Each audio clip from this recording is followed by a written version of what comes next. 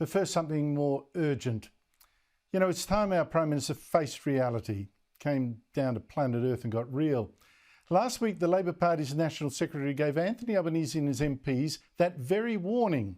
He told them, focus on cost of living. He said, you must look like you are responding to this first and foremost, cost of living. This is where people are at, and this is where people expect you to be. But it's no wonder Albanese would rather not talk about that. Power prices through the roof. I mean, thanks in part to the kind of global warming policies he loves. Inflation soaring, thanks in part to massive government spending that Albanese does not want to slash.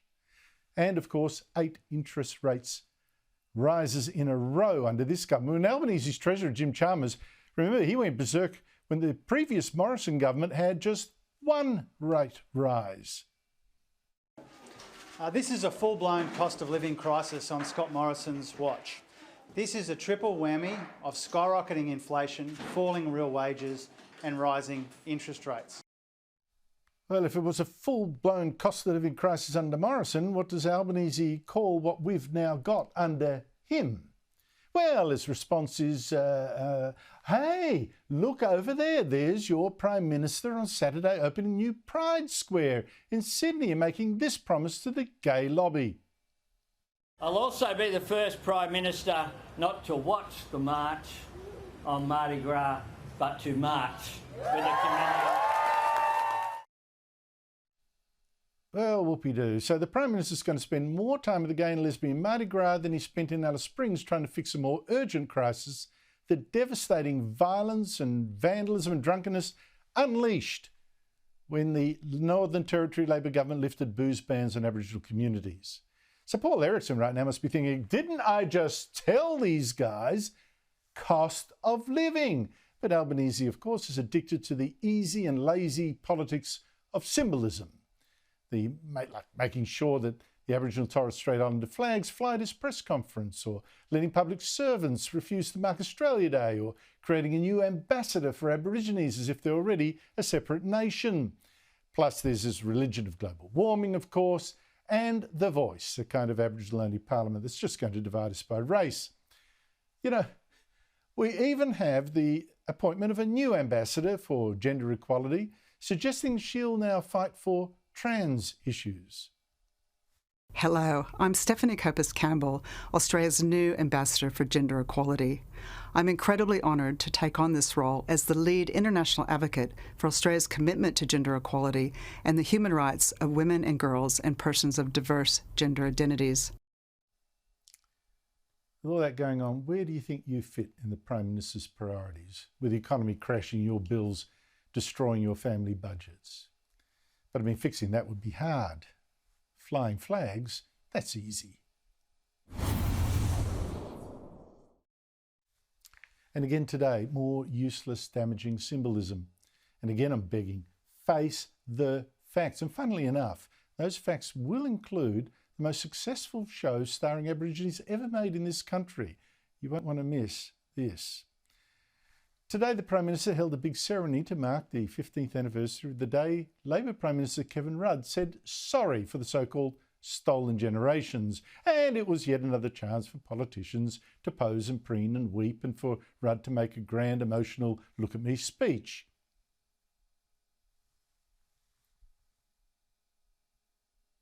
We too have been on a long pilgrimage towards our own national mission, our own national project of national reconciliation with the Aboriginal peoples of this land.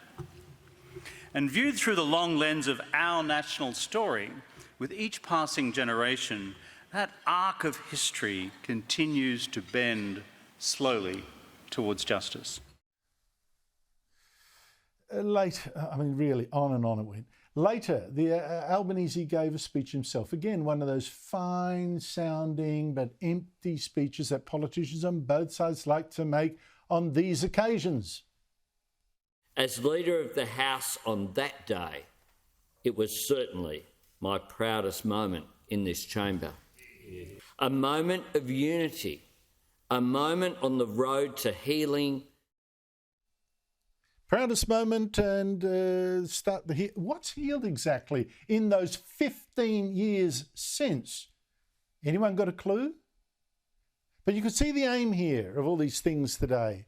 It was to guilt opposition leader Peter Dutton into backing Labor's plan for the voice, pointing out that he was on the wrong side of history, they reckon, 15 years ago when he refused to back the sorry, and Dutton felt the heat enough to say sorry himself. I apologise for my actions, and the Prime Minister's frequently able to point it out that I didn't attend the chamber for the apology 15 years ago. I failed to grasp at the time the symbolic significance to the stolen generation of the apology. But what were all these sorries for? Now, I know almost no one will say this, they don't agree with it, a lot don't agree with me, don't dare, but the years I've spent looking at this issue tell me that the stolen generation's gross exaggeration. 2 decades ago, I issued this challenge, name 10. Name just 10 of the 100,000 children that the Human Rights Commission once claimed had been stolen from their parents by racist officials just because they were Aboriginal. Not because they were in danger, just because they were Aboriginal. Well, today I challenge Indigenous Affairs Minister Linda Burney to back up her poisonous statement today, naming, where she named 10 children. I want her to name the 10 children that she says were stolen for just the reason she today claims. Children were removed from their families because of the colour of their skin, and it was governments that did it. Just name 10 of those children, Linda Burney. Can't be hard. You see, the thing is, people have tried to meet my challenge, but no one has yet identified even 10 people stolen just for being Aboriginal, that they can show were stolen just because of their race. And our courts, more to the point, have not found a single one. Not one. It's a fact. And yet we have these ceremonies. We teach children to feel shame at our history. And worst of all, we've terrorised child protection workers into being too scared to remove some Aboriginal children from danger, which would remove them from if they were white, which may help explain why so many Aboriginal children are treated in hospital for injuries from assault or are running wild after midnight in towns like Alice Springs. But there was one other sign today of this intellectual dishonesty from this Albanese government. The Prime Minister exploited this anniversary, Stolen Generations, to argue for the voice, his plan to change our constitution to create a kind of Aboriginal-only parliament. And it will be about consultation. And because of it, governments will make better decisions, coordinated and without duplication, leading to better outcomes. But let's fact check that. Albanese, he admits, the outcomes so far, 15 years after that empty sorry, have been terrible. For all the billions, $31 billion a year that we spend on programs for just 800,000 Aborigines, we get almost no sign of improvement. But what Albanese doesn't explain is why this annual closing the gap promises, he made some today again, to close this gap, why they don't work already when we spend so much and for years have done what Aboriginal groups are telling us. I mean, for 4 years now at least, these plans have been worked on by the Council of Peaks, representing 80 big Aboriginal community-controlled organisations, 80 of them. Here's the head of that Council of Peaks, Pat Turner, 3 years ago, confirming she's already doing what Albanese now says we need the voice to do. Today, we now have a comprehensive set of commitments from governments that places Aboriginal and Torres Strait Islander community-controlled organisations at the centre of closing the gap. Aboriginal and Torres Strait Islander people know what is best for our communities, not governments.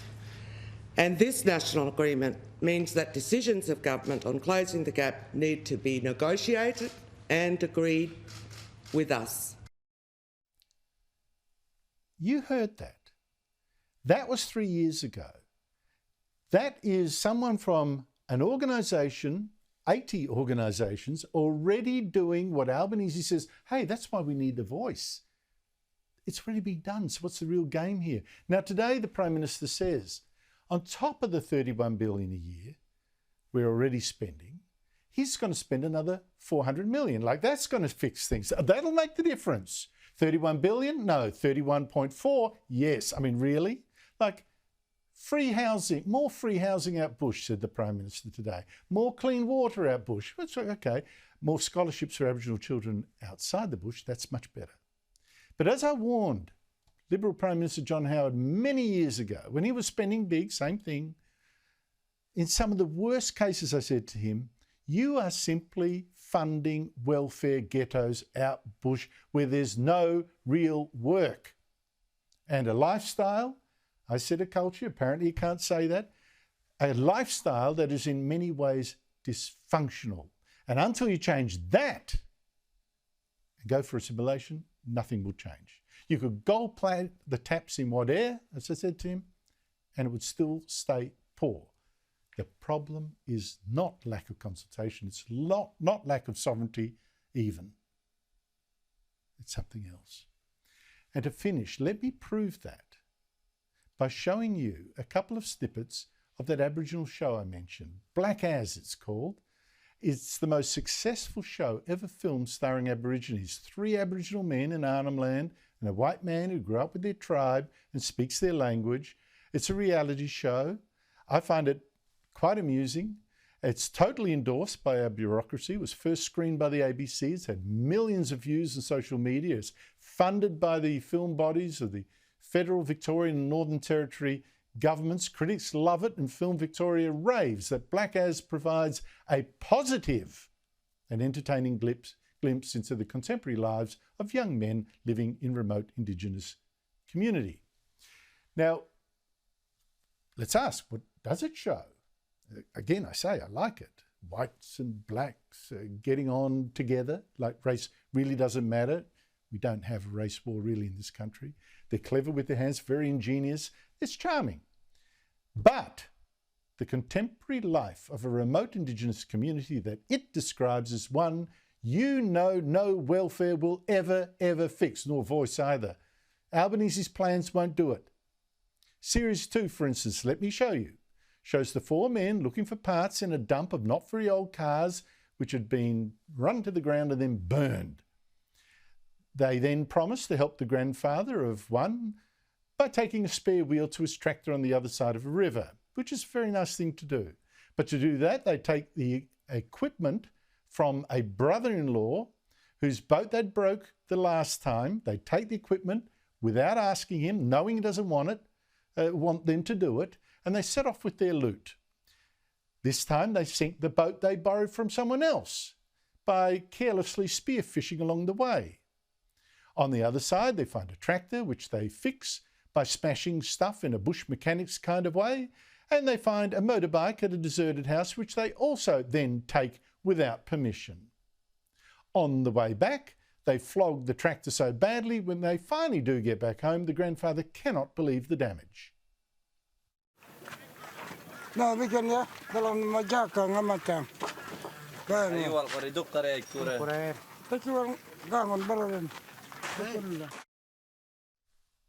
Now, I don't know how much of that stuff you saw being trashed, smashed, burned, whatever, was taxpayer funded.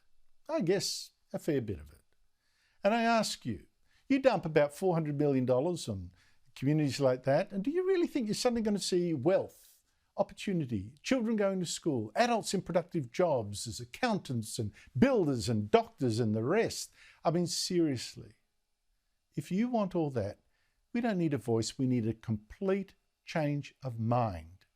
A switch from separatism, just dump them in the bush, put the money there, to assimilation, which is a choice that many successful urban Aborigines have made long before, them and their courageous ancestors, moving into the cities, finding work. And I say again to Anthony Albanese, get off planet woke, get back to earth, face the facts, do the hard work, and not just for Aborigines, but for us all.